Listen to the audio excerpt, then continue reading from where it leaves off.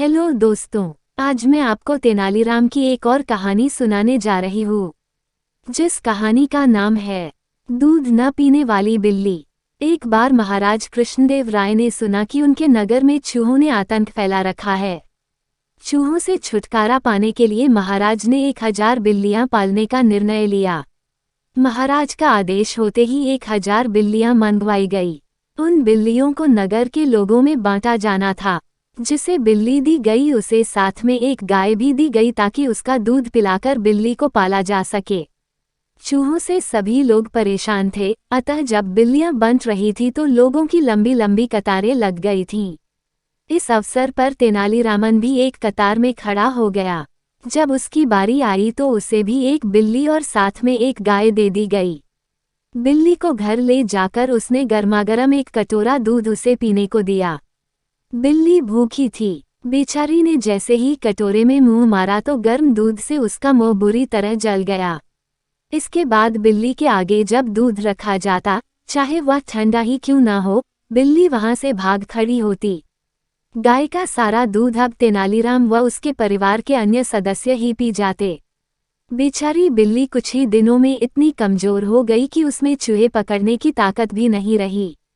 3 माह बाद महाराज ने बिल्लियों की जांच करवाई।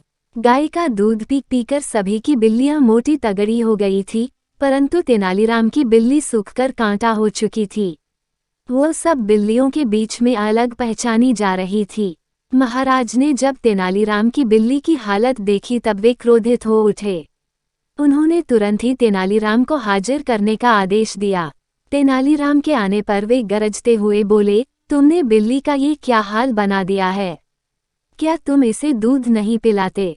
महाराज, मैं तो रोज इसके सामने दूध भरा कटोरा रखता हूँ, अब ये दूध पीती ही नहीं है तो इसमें मेरा क्या दोष है? महाराज को ये सुनकर बड़ा आश्चर्य हुआ। वह अविश्वास भरे स्वर में बोले, क्यों झूठ बोल रहे हो? बिल्ली दूध नहीं पीती। मैं तुम्हारी झूठी बातों में आने वाला नहीं। उद्धरण चिन्ह। परंतु महाराज यही सच है, ये बिल्ली दूध नहीं पीती।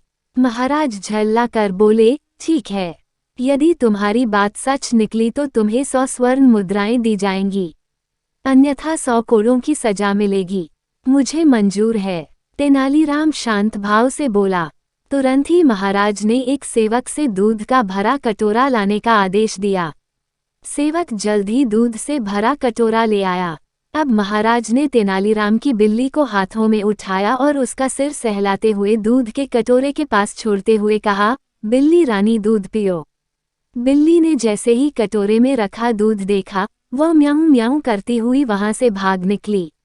महाराज, अब तो आपको विश्वास हो गया होगा कि मेरी बिल्ली दूध नहीं पीती। लाइए अब मुझे 100 स्वर्ण मुद्राएं दीजिए। तेनालीराम ने कहा, वो तो ठीक है, लेकिन मैं एक बार उस बिल्ली को ध्यान से देखना चाहता हूँ।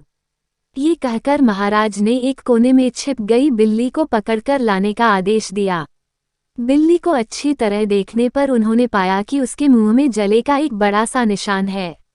वो उसी क्षण समझ गए कि बिल्ली मुंह जल जाने के डर से दूध पीने से कतराती है।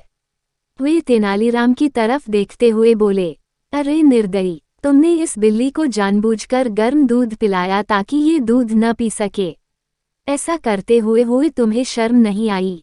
तेनालीराम ने उत्तर दिया, महाराज, ये देखना तो राजा का कर्तव्य है कि उसके राज्य में बिल्लियों से पहले मनुष्य के बच्चों को दूध मिलना चाहिए। इस बात पर महाराज हंस दिए।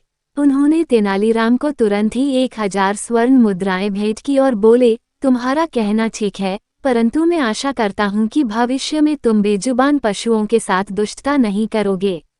तो आशा करती हूँ कि आपको ये कहानी अच्छी लगी होगी। एक नई कहानी के साथ आपसे फिर मिलती हूँ। Okay, bye and take care. और हाँ दोस्तों, लाइक, कमेंट, सब्सक्राइब और शेयर करना न भूलें।